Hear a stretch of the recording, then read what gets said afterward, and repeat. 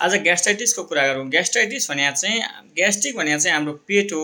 पेटमा चाहिँ इन्फ्लामेसन त्यहाँभित्र सुन्निन लागेपछि चाहिँ त्यसमा आइटिस जोडिएर ग्यास्ट्राइटिस हुन्छ।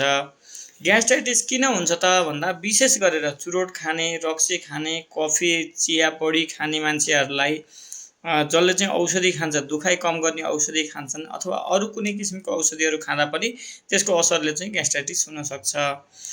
यदि केही पनि गरेको छैन तैपनि ग्यास्ट्राइटिस किन हुन्छ त भन्दा पाचन सम्बन्धी समस्या हुने, खाना नपच्ने अथवा पेटको कुनै डिसअर्डरहरू भएर अथवा खानाको मात्रा नमिल्नु, खानाको समय नमिल्नु, खानेकुरा नै नमिल्नु। लक्षण के हुन्छ त ग्यास्ट्राइटिस भयो भने भन्ने कुरा पहिले बुझौँ।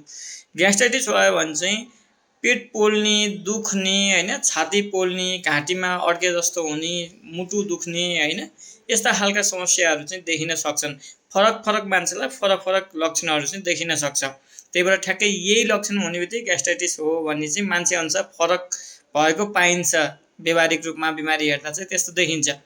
अब ग्यास्ट्राइटिस भइसकेपछि के गर्न सकिन्छ त भन्दा निदानम परिवर्तनम, सबैभन्दा पहिले त कारणको त्याग गर्नु पर्यो। किन भइरहेछ? औषधि खाइरहनु भएको छ भने खाना पछाडि खानु पर्यो। यदि कारण अरू छ, पाचन सम्बन्धी कारण छ भने खाना मिलाउनु पर्यो, खानाको मात्रा मिलाउनु पर्यो, खाना कस्तो खालको खाना छनौट गरिरहनु भएको छ त्यो हेर्नु पर्यो। धेरै बोसोयुक्त खाना, धेरै चिल्लो खाना, धेरै तारेको, भुटेको, मसला हालेको, मसला पनि फ्राई गरेको खालको, त्यस्ता खालका खानेकुराहरूले चाहिँ ग्यास्ट्राइटिस बढाउने भएको हुनाले त्यो कारणलाई त्याग नगरेसम्म तपाईँलाई जे कुराले घोचिरहेको छ, जे काँडा छ भने पट्टी बाँधेर हुँदैन, पहिले कारणलाई निकाल्नै पर्छ। त्यही भएर कारणको त्याग पहिलो उपचार हो। दोस्रो उपचार खानपिन सुधार मैले भनिहालेँ। तेस्रो उपाय चाहिँ जीवनशैली।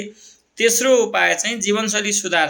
जीवनशैली चाहिँ तपाईँको बिहान दिनचर्या मेन्टेन हुनु पर्यो। बिहान सही समयमा उठ्ने, सही समयमा सुत्ने, सही समयमा खाने गरेर केही आयुर्वेद उपायहरू छन् जसले चाहिँ ग्यास्ट्राइटिसलाई कम गर्न सकिन्छ। जस्तो घरमै भएका कुराहरू, जस्तो अदुवा खान सकिन्छ। अदुवाले गर्दा चाहिँ तपाईँको पाचन राम्रो गर्न मद्दत गर्छ। जिरा खान सकिन्छ, जिराको चिया खान सकिन्छ।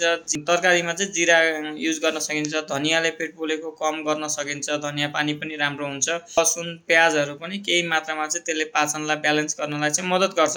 तर धेरै पोलिरहेको बेला चाहिँ प्याज काँचो खाने होइन कि त्यसलाई तरकारीको रूपमा अथवा पकाएर चाहिँ खान सकिन्छ।